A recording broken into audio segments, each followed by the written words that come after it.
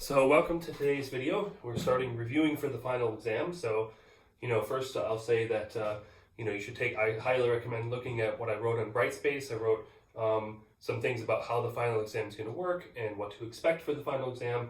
And in this video, I think I'm highlighting what I think are the key things of the course. So when you study, hopefully this will give you some ideas of what to focus on. So as we review the topics, I'll point out the things that I think are really important for you to know. And, I'm also write the exam. So when I think about writing the final exam, think about final exams as more of an overview of the whole class. So small little results here and there that we, if we talked about it for one day and never mentioned it and again, it's probably not something that's really on the final exam. It's more the really big ideas in class together with how the different things come together.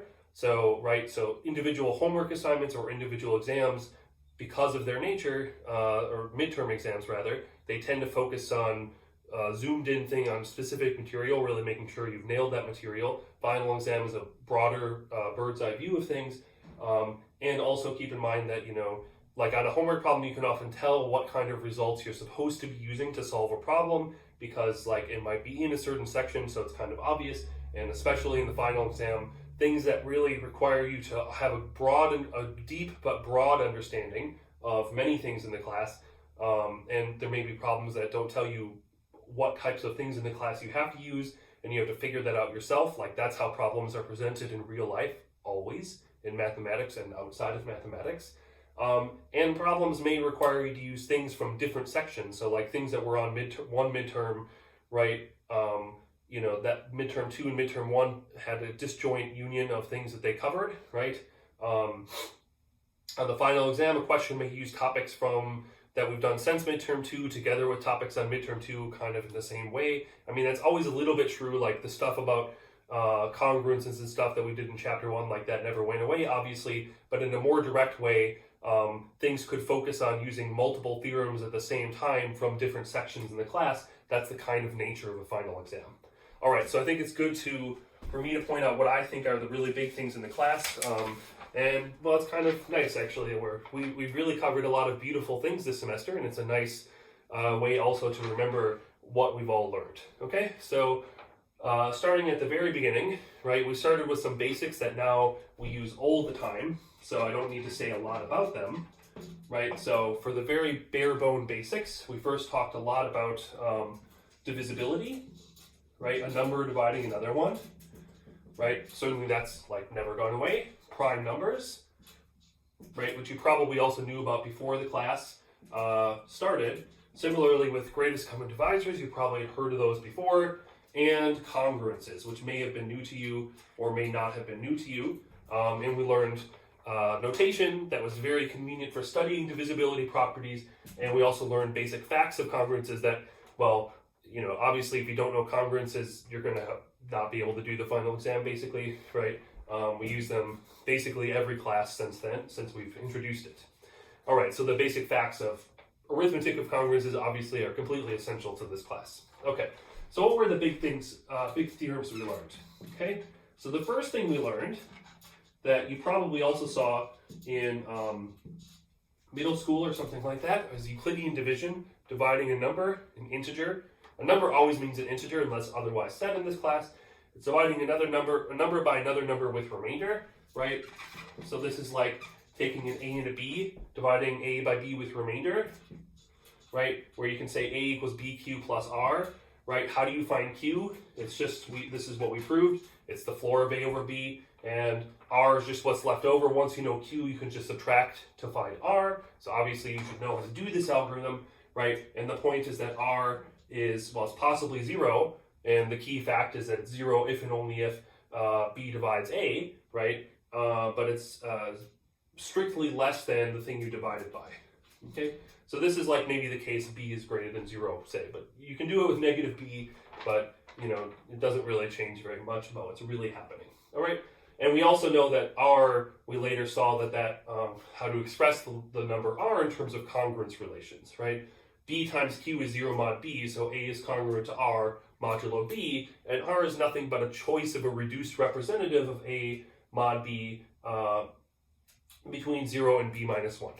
All right, great. Great, so that should of course be like super familiar now. And one of the next big things we learned about was the fundamental theorem of arithmetic. Right? So if we take a number, we might as well take its positive, because negative numbers, you can just put a minus sign in front of them and get a positive number, and we like know how -1 works, right? So 0 doesn't really, there's nothing to say. 1 doesn't have any prime factors. That's kind of a special case. So starting at the number 2, n is at least 2, there exists a unique, I could write that as an exclamation point, remember, but I'll just write out the word. There exists a unique prime factorization. Right, n is a product of some primes pi to the ei. Let's say there's r of them, some number of them, and the pi are distinct primes. Okay, so this is like one of the main theorems in the class, of course, right? We did this a long time ago. All right, and using ideas like these, we proved a very fun foundational result, which the result is important, but also the method of proof is very important, right? So we proved Euclid's theorem about how many prime numbers there are. We also talked a little bit about the sieve of Eratosthenes, but we didn't do too much with that. So, the big result that we have talked about repeatedly is Euclid's theorem. Well, like Euclid had a lot of theorems about this. Well, who knows if Euclid actually proved them or not. It's not clear to what extent Euclid's elements are a compilation of other people's results and how many of them are his or not. No one really knows. But there exists infinitely many primes, okay? So primes are the building blocks of arithmetic, and they go on forever. And the main thing to note here is that it's a proof by contradiction, but it's a very famous proof by contradiction that, you have to know, right? So we did this proof by contradiction. We've modified it in several cases.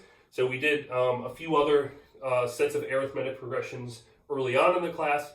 Now that we have the theory of quadratic reciprocity and quadratic residues, we just finished off recently by doing some additional cases of Euclid's theorem in arithmetic progressions, infinitude of primes in arithmetic progressions. But it's a very insightful proof, and it's one of the key proofs of the entire class that you must know. It's very fair game for the exam for me to ask you to give a modified version of this proof. So most of the time on the exam, I'm not going to ask you, how do you prove the Chinese remainder theorem? Well, that's kind of just the algorithm anyway. Maybe as a better example, I'm not going to ask you how you prove Gauss's lemma on quadratic residues. I'm not going to, some of the ideas that are there are common to ideas we use throughout chapter 4, but I'm not going to ask you, prove this random fact from, a long time ago. That's not the kind of question that's going to be on the final exam. However, something like the proof of Euclid's theorem, which we've done at least 4 different times in similar guises, that's very fair game, because that's one of the proofs we return to over and over and over again. All right, just to give you an idea of what to expect. So let's just see where we are. Okay, so continuing a little in chapter 1, I talked about Euclidean algorithm of Euclidean division. You can also get the Euclidean algorithm by repeating this process, right? So when it comes to these algorithms, there's a bunch of algorithms in the class. And you should be fast at doing them, because you're going to have a limited time in the exam.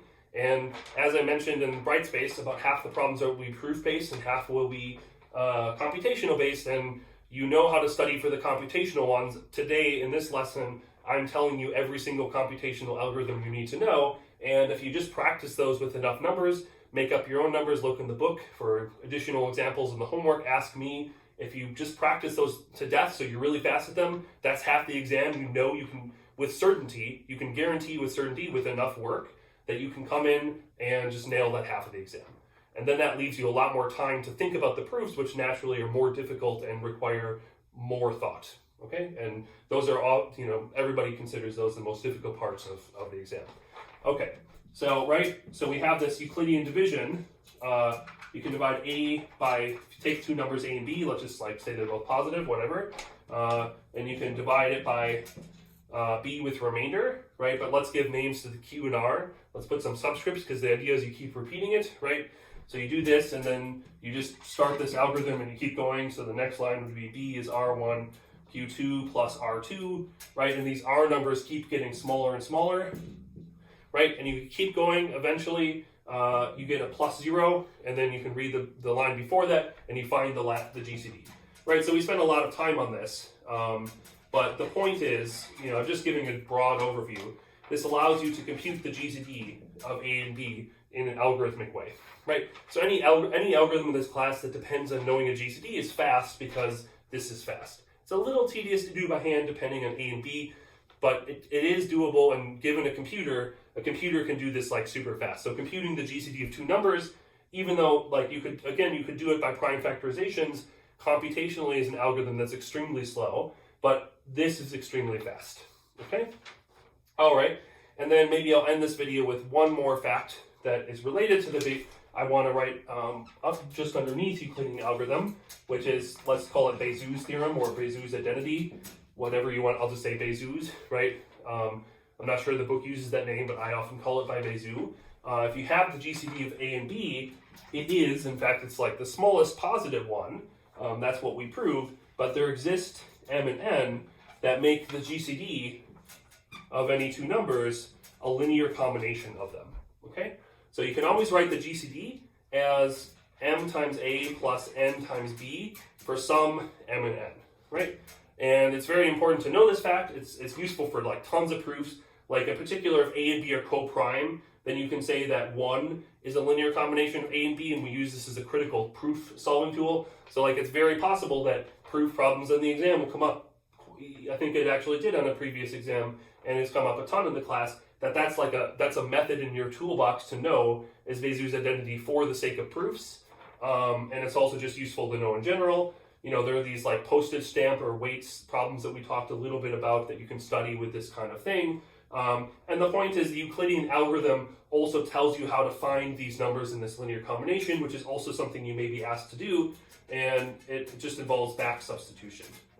Right, so like in chapter 1, there's really only one algorithm, which is Euclidean division. Euclidean algorithm is just doing Euclidean division a bunch of times in a row. Computing GCD is reading off of that, and computing these things in Bézout is also reading off of that. And then we'll also talk in the next video about linear congruences, but that's also also just Bézout. So literally every single algorithm in chapter 1.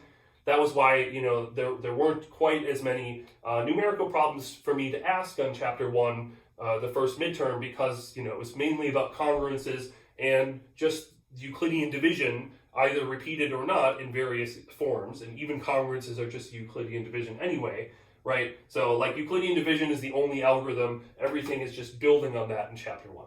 So anyway, maybe I'll cut this off because I'm running out of board space. And in the next video, I'll continue talking about the rest of what we did in chapter 1, building on to the later materials.